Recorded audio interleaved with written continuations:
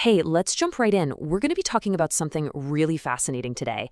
A kind of hidden message, almost like a secret code, that might be hiding in plain sight in one of the most famous books ever written. So, here's the big question, the one that gets this whole thing started. What if all those stories you know from the Bible, Noah and the Ark, David and Goliath, Moses leading people out of Egypt, what if there aren't just a bunch of separate stories? What if they're all actually telling one single story? Right, let's dive into that. Is it possible that all these famous stories about heroes and epic moments in history are really just pieces of a much bigger puzzle, all pointing to the exact same thing? A lot of us read the Bible kind of like a collection of short stories, right? A library of different books with different lessons. But the idea we're looking at today, it flips that on its head.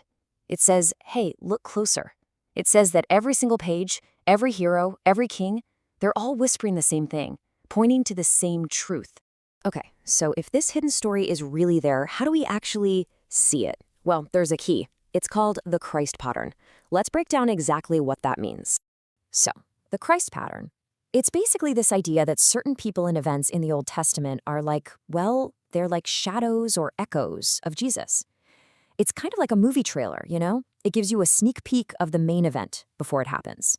Or think of it like a blueprint for a building that hasn't been built yet. You see the design, the outline, long before the real thing shows up. All right, let's look at some evidence. Let's see how this pattern actually works in a real story. Our first case study, it's all about someone who was betrayed.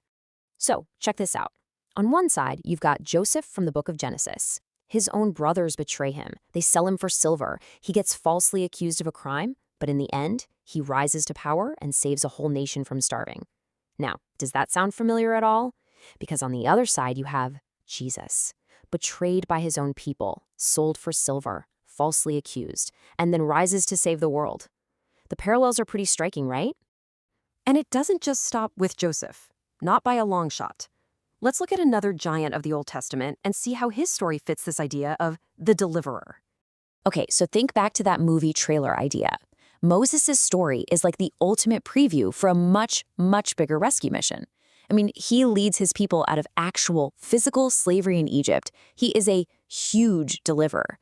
But the idea here is that his whole life is pointing to the ultimate deliverer, Jesus, who is said to free people not from chains in Egypt, but from the spiritual bondage of sin. Okay, let's look at one more. This one is a really powerful symbol that connects a simple shepherd with the idea of a king who saves. This one's a biggie. We're talking about David, of course. Before he was King David, he was just a shepherd kid. And as this kid, he does something absolutely impossible. He takes down the giant Goliath when the entire army was too scared to even try. And that's the connection. The pattern just keeps going. David, the shepherd, steps up to protect his people by taking down their biggest physical enemy. And then you have Jesus, who is called the Good Shepherd, who steps up to face humanity's biggest enemy of all, death itself. It's the same pattern. The shepherd becomes the ultimate champion. So let's step back for a second.